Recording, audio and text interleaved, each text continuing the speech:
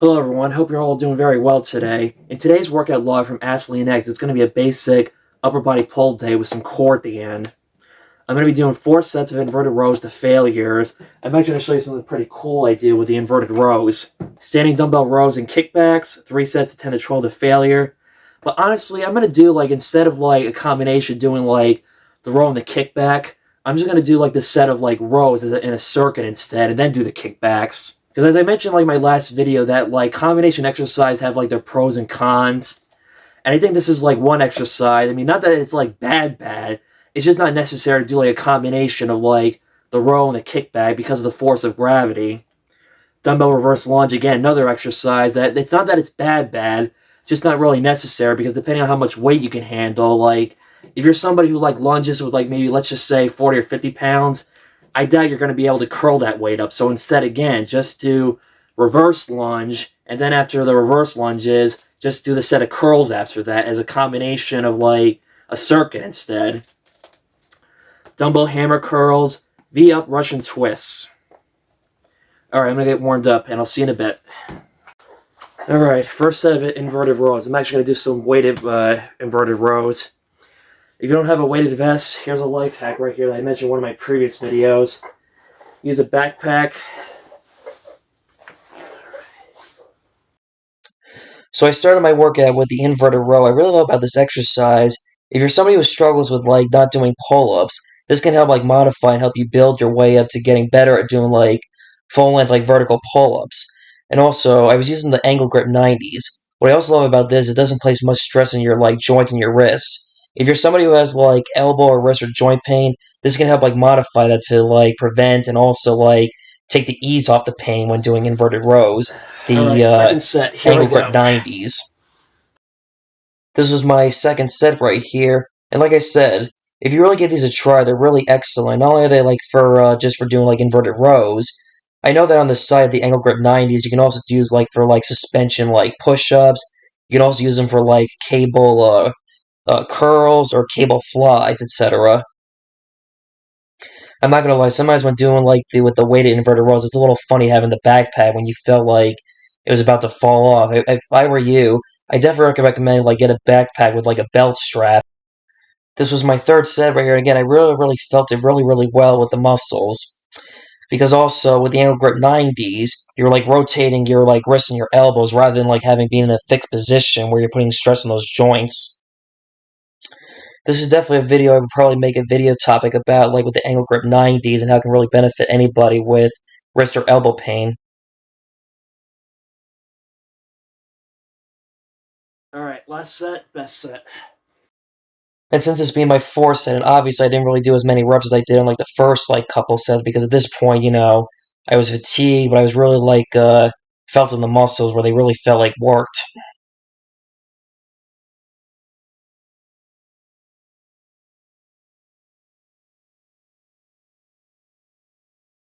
Okay, so here's the next exercise I did was the dumbbell chest supported rows. What I really love about this exercise is that it takes the stress off the low back because unlike the traditional barbell or any type of dumbbell rows, you're putting a lot of stress and torque in your back, whereas when you lie down on a chest supported bench, it takes the stress off the low back. After doing a set of the dumbbell rows on the bench, here I am doing a banded cable single arm cable kickback. This is the first time I've done any type of kickback variation. I know that this exercise gets a lot of pros and cons depending on whether or not this is a good exercise. But honestly, in my opinion, my own just personal humble opinion, if you use it band the cables, you're really not going to put much stress on the shoulder or the elbow joint. Really will not put much force of the gravity compared to with the dumbbells. And also, I said before, it's not that I'm against doing combination exercises. I just feel that sometimes combination exercises are just not necessary, or sometimes there are certain good combo exercises and some ones that are just not bad, they're just not really necessary, where you have to do two certain movements in one. Sometimes it's just better to do the one exercise and superset it back to back rather than just doing two movements in one. The reason why I did a single arm at a time because of having coming back from like minor tricep tendonitis. I'm trying to make sure I'm working around the imbalances where I'm like, training the one and then doing the other side to help fix those imbalances. Here's my second set right here. I think I was lifting about like adding both weights around like at least like 40 like well, I had like around like maybe 25 in the one hand, and so that's basically around like lifting like 50 pounds total between like both arms. Sometimes when I also do it with like a barbell, I use like the angle grip 90s with the easy curl bar, and I'm basically like mimicking like the machine at the like the chest supported machine row. Here's my second set here of the banded kickbacks.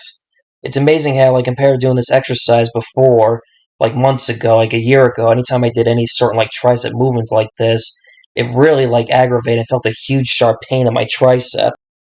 Thanks to the physical therapist I saw, he really like helped like tweak my form up, saying that it's not really necessary to like lean too far. You can still like remain upright, just a slightly, rather than like leaning too far forward with doing any like certain like tricep push downs or even. And again, not to say that like leaning for like tricep movements is bad or anything. It's just that it really depends on like how you're feeling. You have to like hit that sweet spot angle to make sure that you're in the correct like position for your body for a certain like exercise. For me personally, remaining more like upright and a slight lean has really like helped made a difference in correcting my form, and that's where I think I maybe went wrong with like why I had tricep tendonitis, because I was doing it in the wrong position. I was like leaning too far forward, despite what other YouTubers have claimed on the internet. Again, no disrespect, and not saying who's right or wrong here. This is just my own personal humble opinion. Here was my third set right here, the dumbbell incline rows or dumbbell chest support. Well, it really depends. I don't think there really is no like right or wrong answer, like what you call this exercise. Yes, it's an incline, and yes, it's supported because you're putting your like body and chest on the bench to support your like low back out of the equation. And again, this is a great like low back friendly exercise. Here's my third set here of the banded kickbacks. I think this is where I kind of really like felt it, and also really felt like I had like the correct sweet spot compared to my last set. I'm like here a little bit more upright, yeah, and look at the camera myself just to make sure that my form is correct, and also making sure that my camera was on the whole time. I can't tell you how many times that's happened to me where I thought I was recording, but found out, oops, camera was not on. Silly me, haha.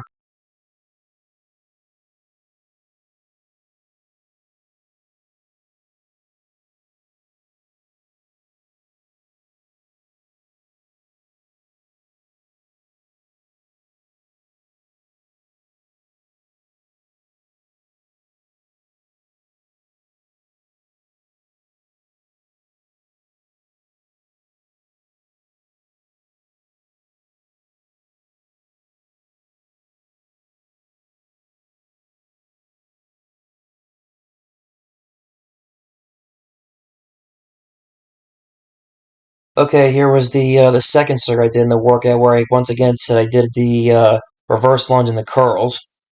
But rather than just having like both dumbbells at this side, I had just the one dumbbell and just did the reverse one on the squat wedge. I tell you, the squat wedge that really like helped makes a difference in like making sure you're getting the proper like squat or lunge depth, because without that, that's where like why people have like such like limited like ankle mobility or like hip mobility from not having the squat wedges at the side. In recent events, this has gotten like a lot of like popularity because of knees over toes guys, which I will say he definitely like revolutionized that. But was he the guy like who created? Probably not, but still, I give him credit for like making this very popular to help people like get out of like knee pain or ankle pain or have like any certain type of like mobility issues. In the past, putting like a squat wedge over your feet was not really that like popular like it's becoming now for gym goers. And over here, I superset it by doing some dumbbell bicep curls. The real benefit and the real like important thing about doing dumbbell bicep curls is not about like the weight necessarily, using momentum. It's just about lifting the weights up, contracting, like lifting them down, and holding it for a split second to really feel that little like isometric contraction. And after doing some bicep curl, I figured why not do the little superset with some hammer curls in order to save some time. What's great about the hammer curls, they work your brachialis muscles, the muscles of the side of your forearm, which is part of a bicep muscle. I did some dumbbell hammer curls to save some time. Figure, what the heck? After the curls, let's do some hammer curls next. The great benefit of dumbbell hammer curls is that you're working your forearm brachialis muscles. Alright, here's my second set of the dumbbell reverse lunge with just the one dumbbell. Another tip you can do, like depending on like if you have like some balance or stability issues, you can like hold on to something, like whether you can hold on to a chair like there, I'm holding on to like the weight tree. Because sometimes when doing like single leg work training, that can be very like hard and tricky at times. Sometimes holding like onto an object can really like help maintain that stability.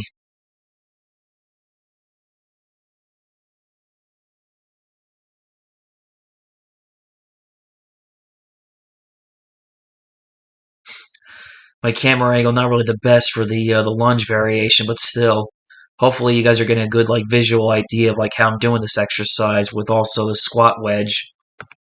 I'm not sure if I've said this before in like previous videos. The hardest part doing like these exercise routine video vlogs is trying to make sure I'm hitting like a good like camera angle to get the full view shot of like when I do the exercise.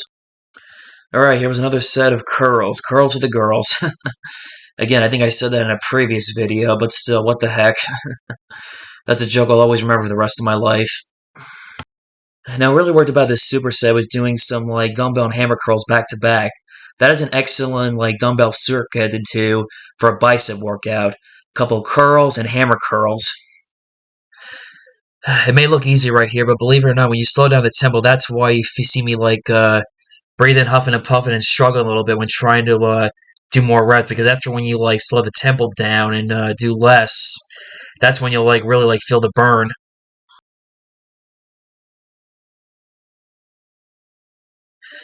Here I am, not looking at the camera and feeling a little bit fatigued right here. One thing I wanted to mention right here about the reverse lunge, the reason why I have like one dumbbell is because sometimes when people like hold two dumbbells, they tend to like have like some grip strength and balances. Holding the one dumbbell can like ease the tension, can also like make it a little bit less like less hard compared to like holding like two dumbbells if you're somebody who does not have the best like grip strength. This is a tip right here I learned from the strength classroom guy. I would definitely recommend go check out his YouTube channel. He's got some great content on his channel for fitness. Think of the Strength Classroom Guy YouTube channel as like Strength Training Class 101.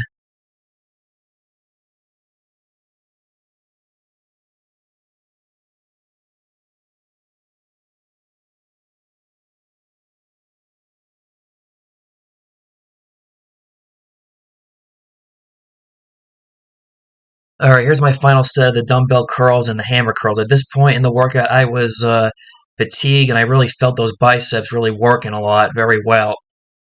As I'm recording this and editing this video, I did not really count how many reps I was doing as I was watching myself on camera.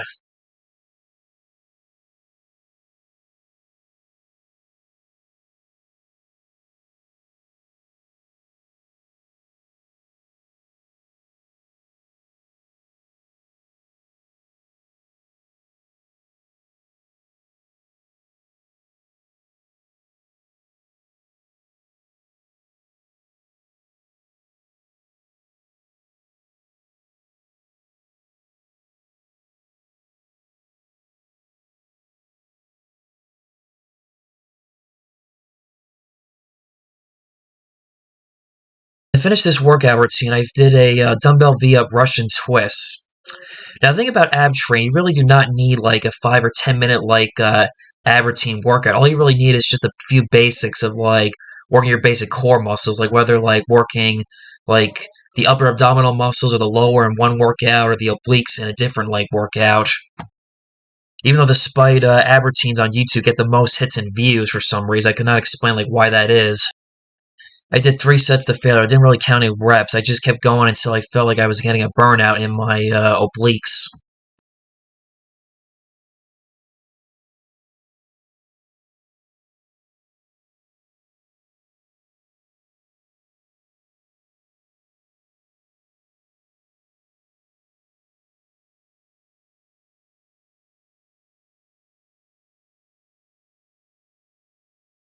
Alright, the second ab exercise I did in this workout routine was the broomstick twist. Wow, that was an old pull-up bar from one of my old pull-up systems from my old house that I use.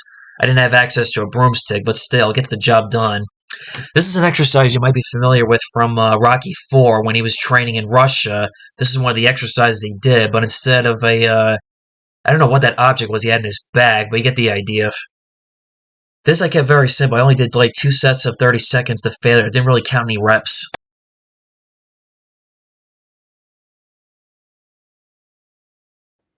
The first time I learned about this exercise before seeing Rocky 4 was Sylvester Stallone's book Sly Moves, his autobiography, and also his workout routine plan. This is an exercise that he claimed that got him like the best abs.